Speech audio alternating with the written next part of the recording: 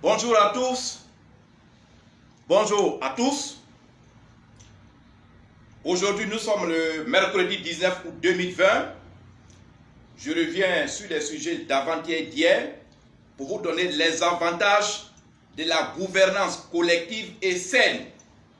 Mon objectif, c'est, n'est-ce pas, que mon pays sorte de cette crise depuis 15 ans. Alors, avant-hier et hier, j'ai fait au total 6 vidéoconférences dans lesquelles j'ai dénoncé et accusé le système politique de notre pays, le régime présidentiel, d'être le premier responsable des tueries, des troubles, des coups d'État et, n'est-ce pas, des manifestations publiques depuis les années 90. Ce système politique, le régime présidentiel donc, hérité depuis le jour de notre indépendance, hérité de la France, n'est pas du tout bon. N'est pas bon parce qu'il consacre un individu ou un petit groupe d'individus ou un clan familial au sommet de l'État. Il installe ce petit groupe, un individu au sommet de l'État, et quand ce groupe est assis au sommet de l'État avec dans sa main l'or et l'argent, avec dans sa main la douane, les impôts, avec dans sa main toutes les ressources minières, tous les produits agricoles, tout l'argent du pays, et avec une main de fer mise sur l'armée, c'est-à-dire les militaires, la gendarmerie, la police, avec une main mise sur la justice, avec une main mise sur tous les pouvoirs du pays, c'est-à-dire cet individu ou ce groupe de personnes sont comme un roi, sont comme un super roi. Parce que le roi, dans son pays, il peut faire ce qu'il veut sans qu'on puisse lui dire « Ah, monsieur le roi, c'est pas bon, on n'interpelle jamais un roi. » En réalité, le système présidentiel fait de nos présidents et de nos partis politiques des super rois. Et il faut, n'est-ce pas, changer, et c'est ce que j'ai dénoncé hier.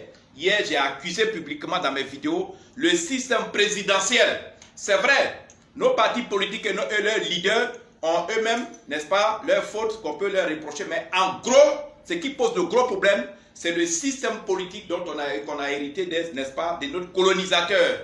Le système présidentiel n'est pas bon.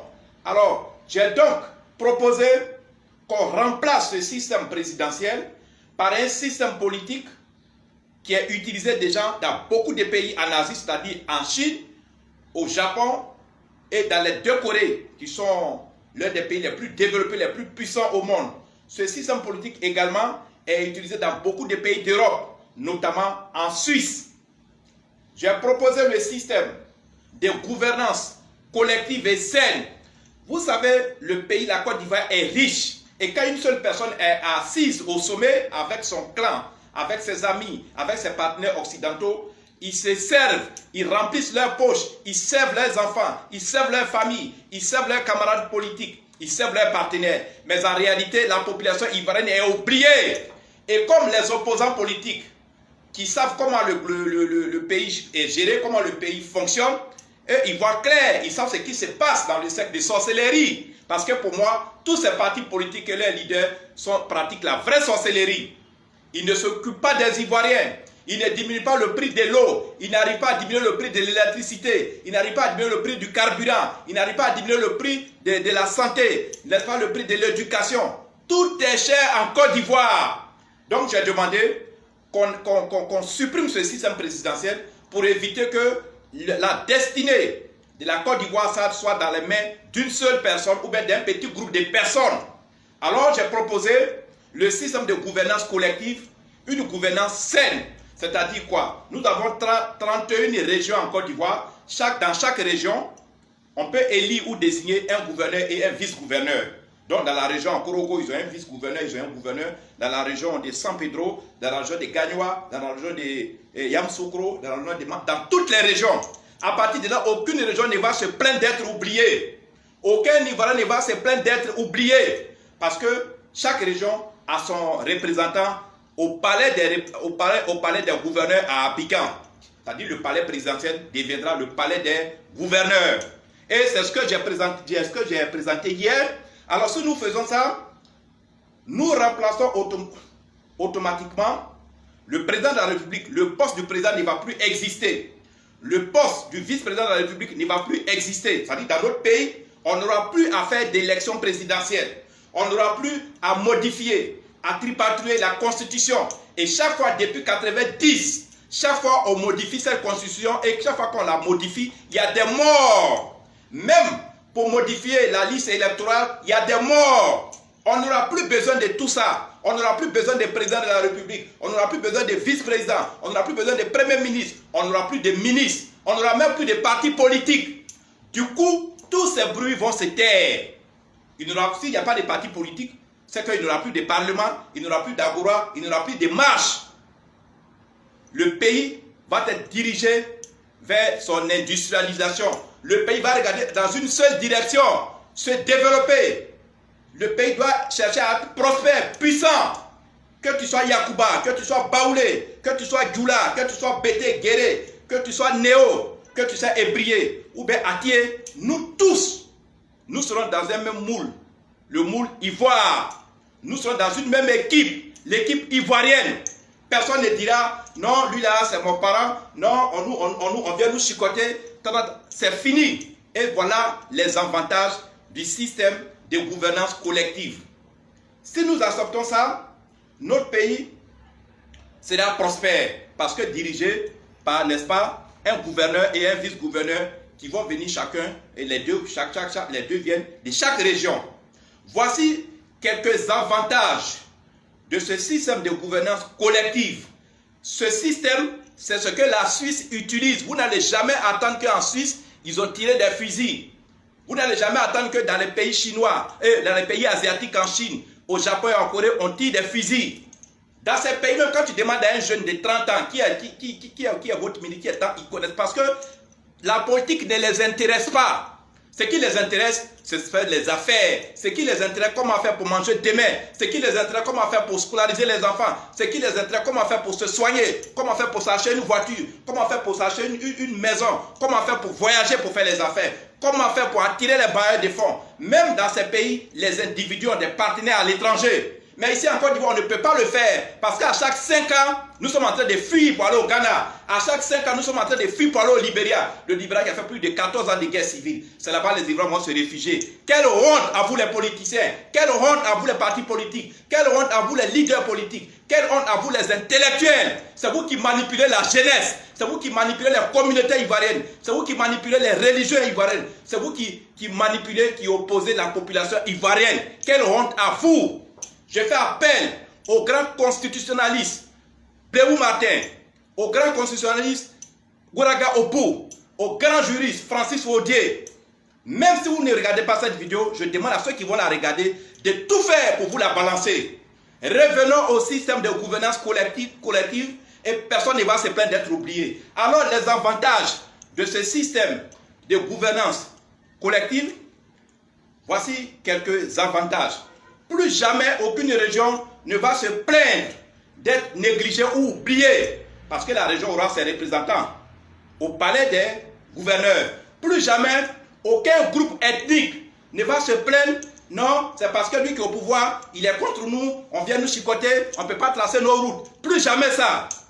Plus jamais l'élection présidentielle ne va... Plus jamais d'élection présidentielle en Côte d'Ivoire. Plus jamais d'élection présidentielle parce qu'il n'y a plus de partis politiques et les élections sont interdites.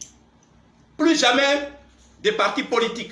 Parce que les partis politiques, on avait cru que les partis politiques allaient nous envoyer une bonne chose. Mais en réalité, les partis politiques et leurs politiques et leur système présidentiel ne font que diviser la Côte d'Ivoire, ne font qu'affaiblir la Côte d'Ivoire. Je continue toujours avec les avantages du système de gouvernance collective. Plus jamais de conflits électoraux.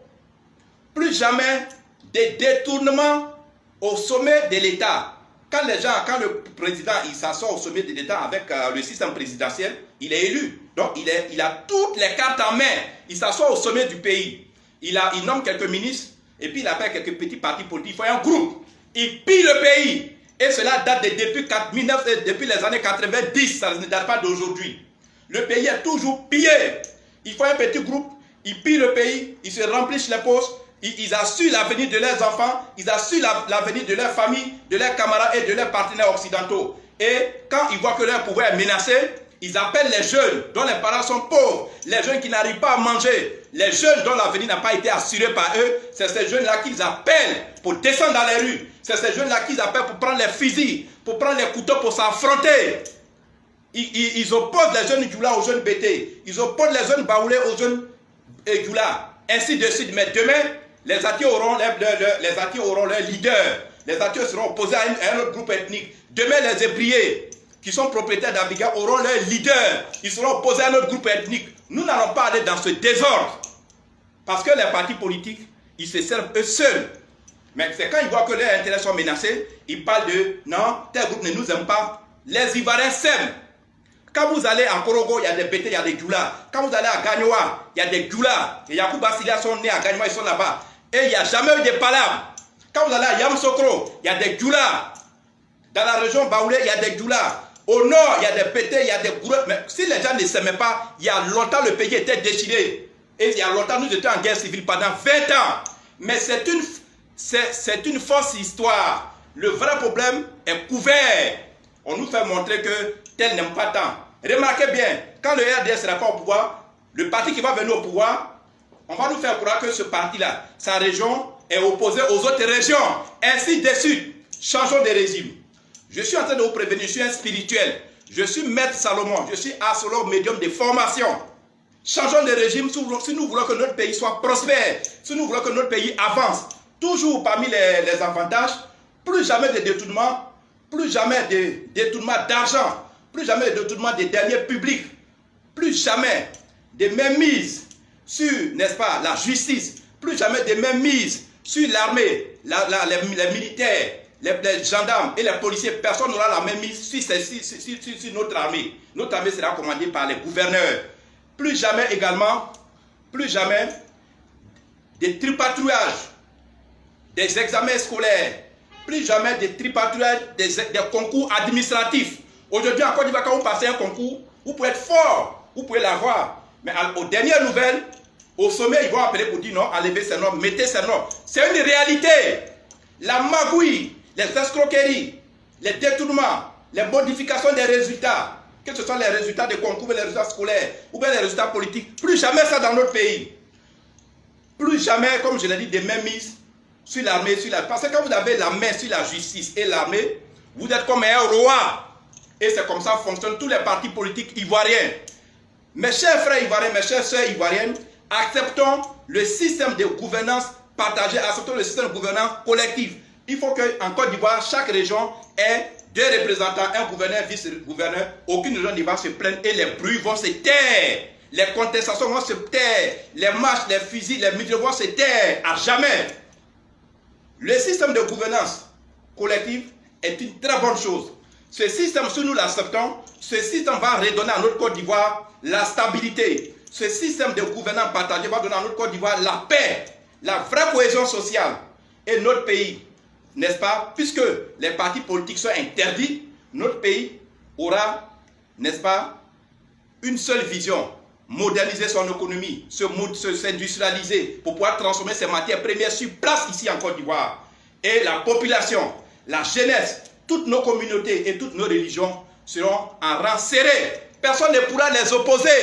Aujourd'hui, si vous voyez que les gens opposent les religions, les gens opposent les jeunesses, les gens opposent la population, c'est parce que d'abord, ces populations sont pauvres. Les jeunes n'ont rien à manger. Les communautés sont pauvres parce que l'argent du pays, les biens du pays sont contrôlés au sommet. Et quand c'est comme ça, ceux qui ont faim, qui sont en bas, ils sont manipulables. Avec ce système, personne ne peut désormais manipuler ni les communautés, ni les religions, ni la jeunesse, ni toute la population. Je vous dis, c'est un cadeau que je vous envoie. Ce que je vous envoie vient du profond de mon cœur. Abandonnons le système présidentiel, il n'est pas bon.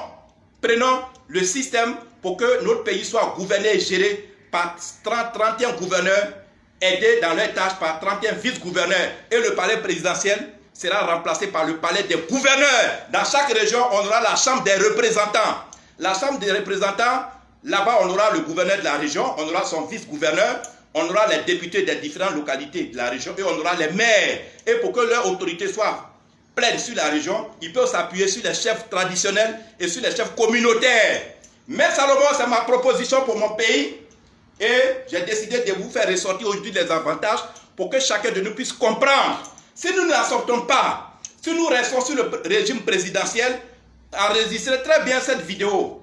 Demain, ça sera notre parti qui sera au pouvoir. Ça sera la même chose. Si par exemple demain c'est des guerriers qui ont eu leur idée qui est au pouvoir, ou si c'est les Yacouba, ou bien si c'est les Senufo, on dira demain, les jeunes Senufo vont s'attaquer aux jeunes BT. Les jeunes Baoulés vont s'attaquer aux jeunes Senufo. Ça sera toujours la même rhétorique. Ça sera toujours les mêmes répétitions. Nous-mêmes, la population ivoirienne, devenons intelligente. Il faut que la population ivoirienne devienne intelligente. Nous les Ivoiriens devenons intelligents et acceptons ce que je propose. C'est ça seul qui va nous sauver. Je vous remercie. À tout à l'heure pour la deuxième vidéo dans laquelle je vais répondre à des questions parce que beaucoup de personnes depuis avant-hier et hier m'ont appelé. Beaucoup m'ont envoyé des messages pour me féliciter, pour dire mais tu as enlevé cette idée où? Et certaines personnes m'ont demandé, en tant que spirituel médium, pourquoi je n'ai pas fait des visions pour le pays? Pourquoi je ne parle pas de savoir qu'est-ce que le pays va devenir? Est-ce qu'il y aura la guerre? Est-ce qu'il y aura la paix? Dans la deuxième vidéo, je vais essayer de répondre à ce genre de questions. À tout à l'heure. Merci beaucoup.